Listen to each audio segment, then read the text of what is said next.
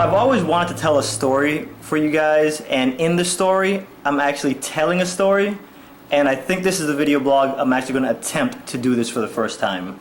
Alright, so one night, me and my friend Bernard, we were just hanging out, started talking about high school, and eventually somehow we worked our way to prom. I was telling him how my prom night was actually pretty interesting, mostly due to the fact that it wasn't contained to just one night.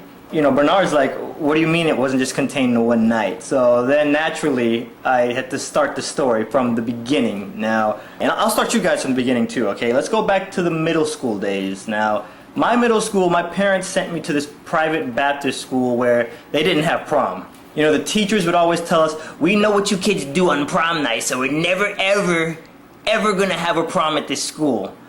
So in my head, you know, I was always thinking I'd never have a prom because I thought I was going to graduate from high school in this private school. But then in the 9th grade, I started going to a public school, so that kind of put me in direct path with prom that I wouldn't have at that private school.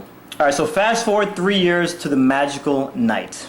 My mom let me borrow her 1993 Toyota Corolla, and to me, it was like a Lexus, because my car at the time was this 1979 Mazda 3-door hatchback. Not the car you want to be seen in, especially on prom night.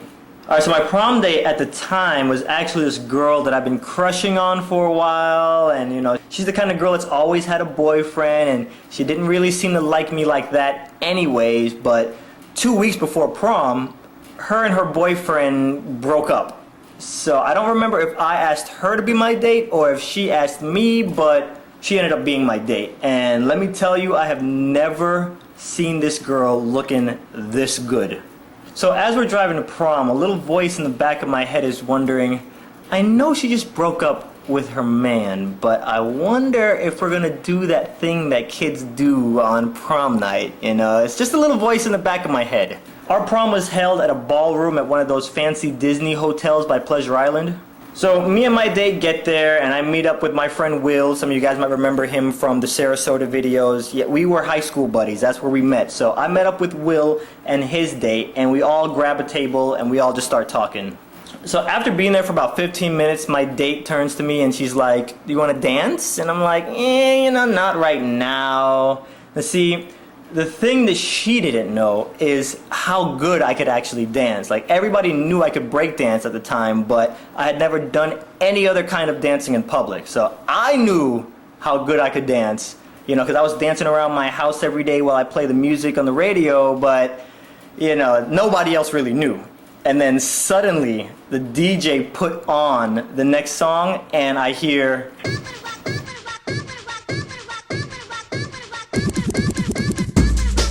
Suddenly I feel something in my body, like as soon as I heard that bass kick in, I felt like David Banner transforming into the Hulk. You know, the beast was about to be released, and there was like nothing I could do to stop it. So I grabbed my date without saying a word to her and pulled her out onto the dance floor. So then Bernard interrupts the story and he's like, wait, you were booty dancing?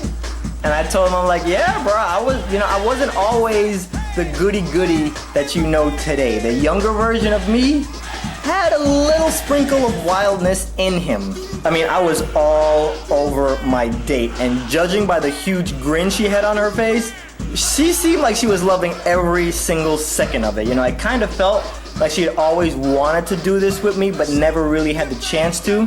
You know, and I'm noticing all the other guys around me, and they're looking all stiff and robotic like RoboCop. You know, they're trying to dance, but they just can't keep up with their girls. And, you know, because their girls have the coordination, but the guys just have no lower torso movement whatsoever. And here I am looking like the T-1000 from the Terminator 2 movies, you know, like liquid on the dance floor, bending my girl all around in these crazy positions like a gymnast, you know?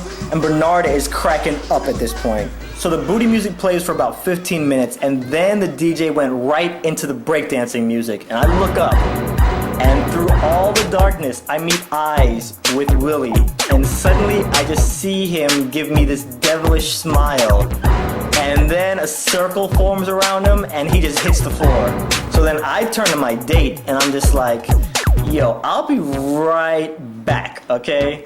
and I start pushing my way through the crowd because now everybody that's around Will isn't dancing. They're just cheering him on like, go, go, go. And then I jump in the cypher right there with my boy. And he's doing his UFOs and his tabletops and his crickets. And then I jump in and I start busting out my windmills and, you know, a flare or two. And me and him, and we're just taking turns. And then two other kids that break dance at our school, they jump in the circle and we all had this rotation going. It was crazy. Everybody was screaming. We were popping, locking for about like 5 minutes. It was nuts, man. And then the DJ switches back to regular music and we stop breaking and then we go back to dancing with our girls. So a few minutes after I start dancing with my date, you know, random girls started coming up to me and tapping me on the shoulder like, Adonde, you know, come dance with me next, okay? And I'd be like, oh yeah, no, okay, I will. But me and my date had so much chemistry on the dance floor that I honestly didn't realize how much time was passing as we were dancing. So then suddenly one of the first girls that came and asked me to dance with me about 20 minutes ago just pulls me away from my prom date and she's like, it's my turn. So now the girl that stole me away, her name is Marsha. Me and Marsha, we're dancing and it's not as crazy as me and my prom date were dancing, but and she's like, you know, where did you learn how to dance like that with a girl? Didn't you come from a private school? You know, I know you didn't learn how to dance all to booty music at that private school. And I'm like, you know, so we start talking and we're laughing and then she says, hey, I have a hotel room about 10 minutes away from here. If you want to bring your prom date by, you know, you guys can hang out for a little bit. You guys are more than welcome. We'll just have a few people over. You're more than welcome to stop by if you want to. So I'm like, okay, cool. You know, I'll ask my prom date and I don't think she'll have a problem with it. So I go back and I start dancing with my prom date for another hour until prom pretty much ends. So me and my prom date leave once prom is over and we head to my car and we're both covered in each other's sweat as we're walking. You know, we're both gasping for air, trying to catch our breath. And then I realized that I only sat down for the first 15 minutes of prom and then I danced pretty much for 2 hours straight. And I didn't really have any intentions on dancing that night. So we both sit down in my car and then suddenly my pager goes off. See, back when I was a senior, the cell phones were like the same ones they had at Desert Storm. So they were huge, but you know, you were still kind of cool because you had a cell phone when nobody else could afford one. So, and it wasn't even mine, it was my mom's, but you know, still. So I call the number and it's Marsha and she's like, hey, are you guys still coming? So I turn to my date and I'm like, hey, you know, a few friends of mine, they got a hotel room and they want to know if we want to stop by. And she's like, oh yeah, no, cool, let's go. So I start the car and then we drive over to Marsha's hotel. So now as we walk to her room, that voice in my head chimes in again and it's like, I wonder if me and my date are gonna do that thing that kids do on prom night. Then I start to wonder, what if I walk into this hotel room and like all the people in the room are hooking up and me and my date kind of walk right into the middle of it. So we get to the room and Marsha lets us in and I walk in and instantly I notice the first connecting bedroom door is closed and think, oh, okay, there's people in there because the lights are off and that room looks occupied. Okay, so then I look into the living room section and there's like 8 of some of the most popular kids in school and they're just all sitting around cuddling with their dates as they watch a movie. In my head I'm like, what? You guys are supposed to be doing that thing that kids do on prom night. You know, it was kind of a shell shock that kids were actually doing other stuff like regular kid stuff on prom night. I had always been conditioned from my teachers at the private school that every kid gets crazy, but you know, even the most popular kids in school are just hanging out, not doing crazy stuff, acting normal, being very responsible. So I sit on the couch and my date comes and she sits on my lap and you know, we just start to cuddle a little bit as we watch TV with everybody. So now as the movie starts to end, that same voice in my head comes back and it's like, well, Adonde, I suddenly don't think you'll be doing that thing that kids do on prom night. So after the movie ends, me and my date, we get up and we say bye to everybody and we go back to my car. And it's like 4 a.m. now. So as soon as I sit down in my seat, a huge wave of fatigue hits me. Like all the dancing with my prom date and all the break dancing with Willie just all of a sudden hit me like a ton of bricks. So then, you know, I tell my date like, I need some help driving you home because I'm very bad when I get behind the wheel and I'm sleepy. And she's like, okay, I'll help you. So as I drive, my eyes keep getting heavier and heavier. Like they're so heavy as I'm driving. And she's apparently wide awake. Every time I start to swerve, she'd be like, Adonde. And then I'd snap out of it for about 4 minutes and get back on the road. And then my eyes would get heavy again and I'd start to swerve. It was like a vicious cycle. But we finally get to her house and I pull up in her driveway. And at this point, I am in total zombie mode. Like my eyes were barely open. I don't even look at her. I just keep looking out the windshield and I'm just like, thanks for coming to prom with me. And she's like, you're welcome. And then there's a slight pause. Now, if I wasn't so tired, I would have noticed that pause, but I didn't because I was so sleepy. So about 2 weeks later, I get a phone call from my prom date. So, we're on the phone and we're talking about prom night, and then she tells me that she feels bad because she stopped me from dancing with all the other girls who wanted to dance with me.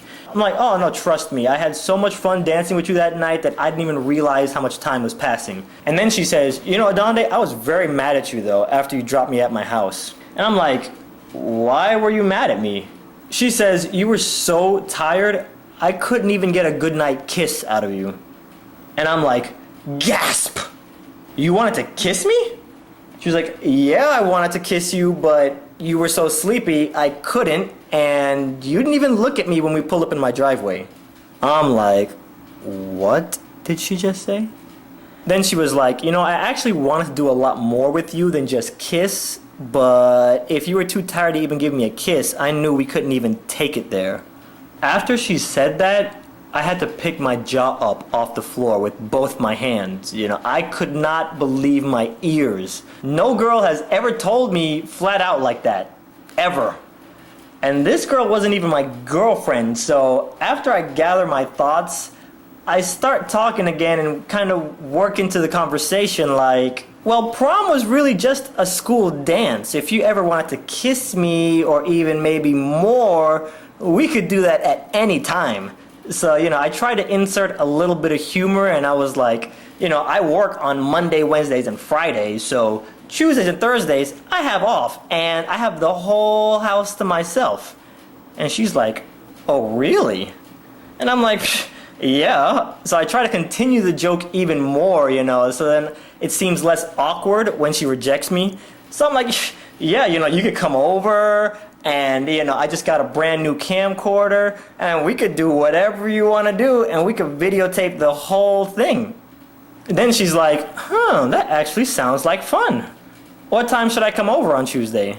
And then I'm like, are you serious? And she says, well, I'm serious if you're serious. And then I'm like, yeah, I'm serious. Tuesday around 11 in the afternoon. So then she says, well, okay, if I come over and we do this thing that kids do on prom night, we'll just codename it that.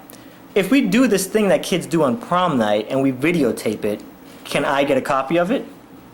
And I'm like, mm-hmm. So then Bernard interrupts and he's like, bro, are you serious? She really said that? And I'm like, yeah, man, no lie. Now, the thing about it is, back then, with the whole saving myself till marriage thing, my whole philosophy was, okay, if my girlfriend didn't want to do it until we're married, then that's cool. But if I had a girlfriend and she didn't care if we did it before marriage or what, then I was okay with that too. So then Bernard's like, okay, but what happened? Did she come over?